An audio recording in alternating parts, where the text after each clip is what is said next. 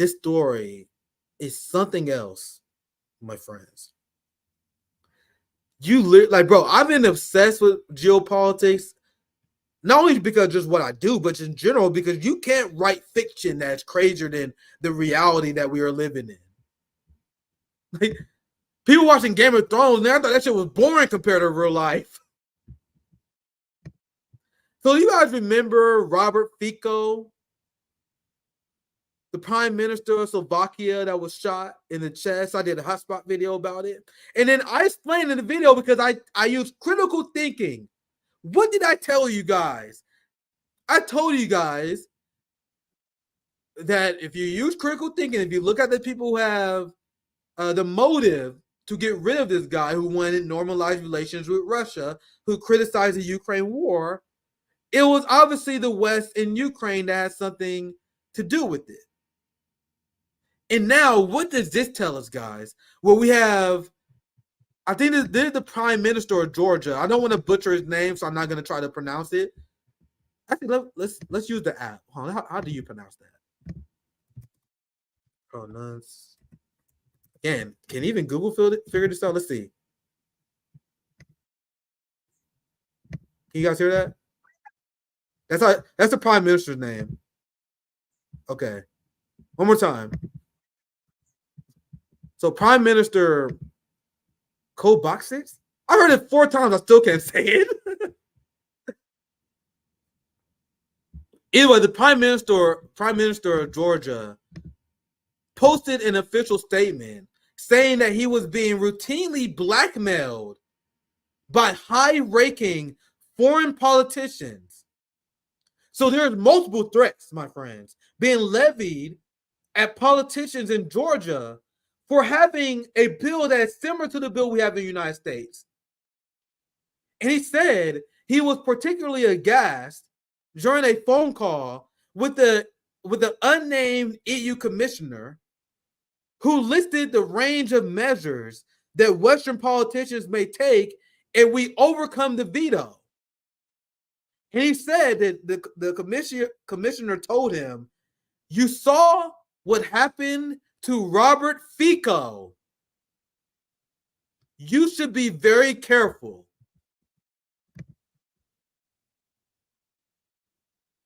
Bro, they did it. Let me see if I found my hotspot video, actually. Yeah, actually, I'm going to play my hotspot video. Because I covered this when he was shot. I told you guys. I was going to do less I told you so, too. But, man. I didn't have this plan, but let's play my video on it. Fico.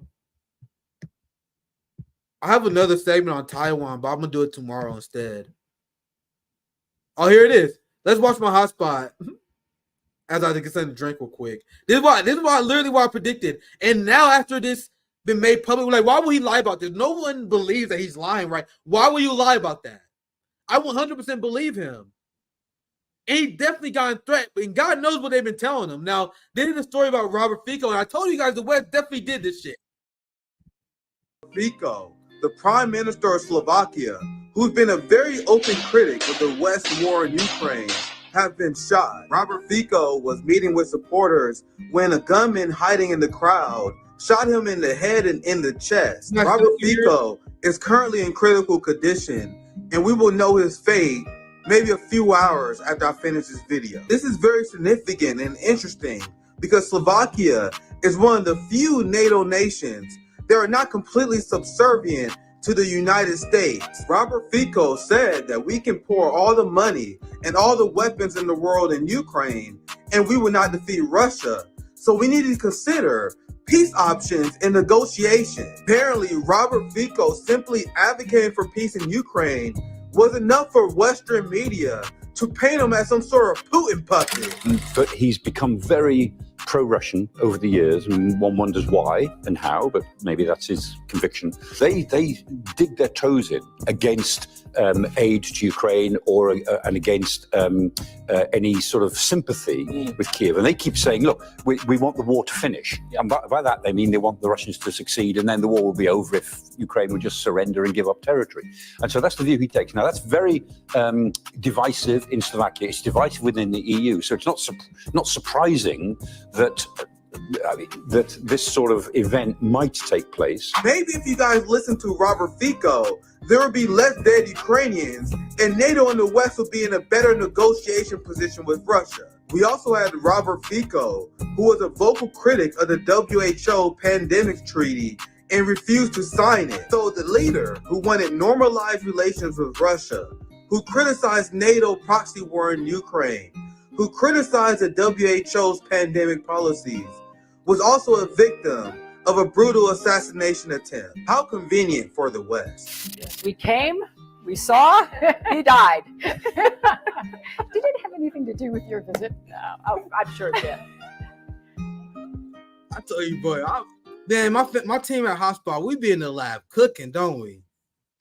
We be in the lab cooking. So we didn't have necessarily evidence, but I knew how to use critical thinking. When you use critical thinking, who has the motive to do this? It was obvious. Who has a pattern of behavior of engaging in said activity? Because you can't accuse someone of something when there's no pattern of behavior. So you have the motive and you have a pattern of behavior by the West in engaging in this stuff. Ukraine openly said they should have the right to assassinate anyone who side with the Russians in their struggle. So Ukraine and the West, they have a pattern of behavior of doing this, and they have the motive. That's why I'm like, bro, this is why I think they did it. That's how you analyze these kind of stories. That's how you reach your own conclusion. And for the update for you guys, by the way, he survived. He's recovering now, and you can still see the West. Bro, the headlines I've been seeing, maybe I should dig some more. I'm actually kind of curious to see what they've been saying about him recently. Because, bro, the West was so fucking disappointed that he didn't die. Bro, I in my segment when I covered it live last week, you had CNN and BBC just openly smearing the guy like, oh, well, he only had himself to blame to get shot because he kind of fucking sucks. As Slovakia's prime ministers remain hospitalized, politics return to a boil. So they translate as very divisive in the country. Anyone who opposes Western regime is divisive. So I obviously knew that the West played a role in this. I didn't have any evidence. I admit that, but it matched the motive and it matched their code of conduct.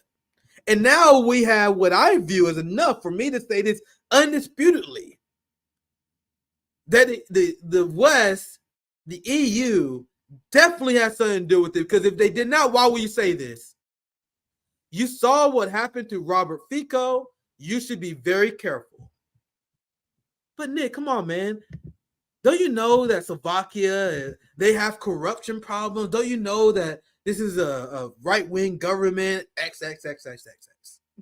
I already see what you guys. I already see what people had to say because they don't want to accept the truth.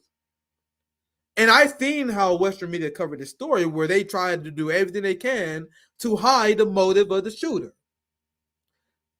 I laid out why the West would want to get rid of him, Ukraine being one of the reasons. And then right after that, I was paying attention to what the guy said. And the guy said, the shooter, said that he targeted Fico because he disagreed with the policies of the government. What does that mean? Now, there was still a lot to dig up here. But as I reported, you guys saw in my live report on Fico, it was directly related to Ukraine funding. Look, Judas government is the guy who shot him. Judas government should have backed Ukraine. Shooting suspect says, hold on, my brother's here. Hold up. What's popping? Let me open the door. Hold up, my brother's here. Let me play a video. Hold up. 1 second. My brother's here. Let me play a video. I gotta open the door. 1 second. 1 second. Damn it. Hold up.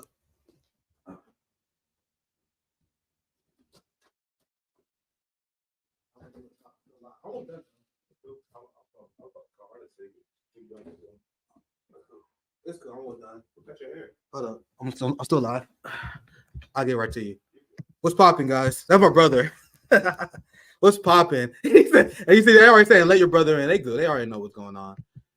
But you guys see the shooter who shot Fico was backing spending to Ukraine.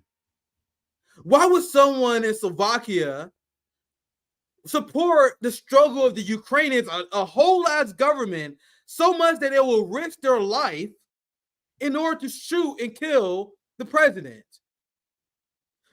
And once again, this is only me using critical thinking. There is nobody that would do this without some sort of support from a shadowy organization. And what kind of shadowy organization has a history of doing such a thing? CIA, MI6.